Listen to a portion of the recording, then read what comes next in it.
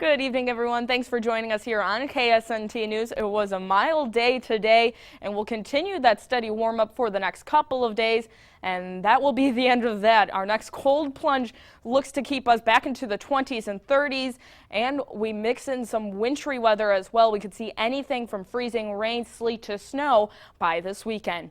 Otherwise, it is a quiet end to the day outside of West Topeka. We're sitting at 42 degrees, not feeling all too much different with wind chills in the upper 30s, but notice how little our temperatures have dropped. We hit a high of 48, and we've only seen temperatures go down by 6 degrees since earlier on this evening, and across the board, it's pretty much the similar story.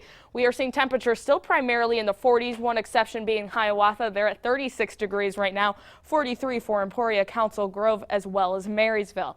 Now, wind chills aren't the biggest difference in the world, but it's keeping most of us feeling like we're in the 30s, and that's because breezy conditions are still apparent across the region, especially for our southern areas and to our northern counties. That wind's really not going anywhere during the overnight hours, and Future Track does show as you wake up tomorrow morning at 7 a.m., we'll see westerly winds start to pick up anywhere from 10 to 20 miles per hour. Now, recently, models have been suggesting this cold push of northerly air. I'm not entirely buying it. I'm still thinking we'll be on the breezy side for tomorrow, but more so westerly flow, and that will make a difference in our temperatures.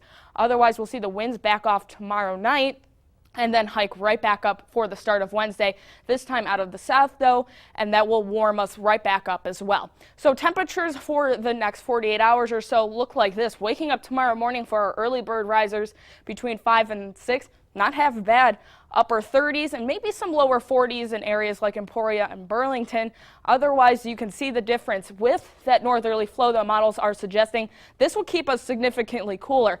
Again, I think most of us will see more of westerly winds, so highs near 50 degrees are anticipated, but if we do see that northerly flow, it would bring down our temperatures quite a bit.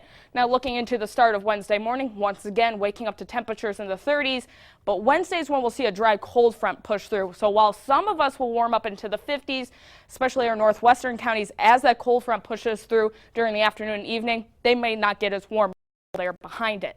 Otherwise, we will keep the mainly cloudy skies for tonight, but that's helping our temperatures, keeping them pretty stable. That's what of precipitation for this weekend. So let's break this down for you. We are keeping a close eye on the possibility of a pretty strong low pressure system that will form right around the four corners or so. Now, there's a couple other factors we need in this. First one being warmer, moist air out of the Gulf.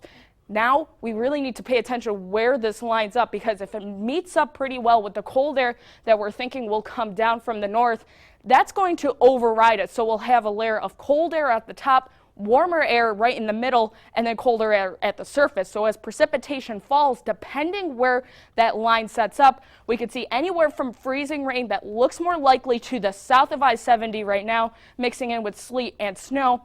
This is just a heads up. There is still a lot of uncertainty in this forecast, but just trying to prepare you for the weekend ahead that looks to happen through Friday night through Sunday.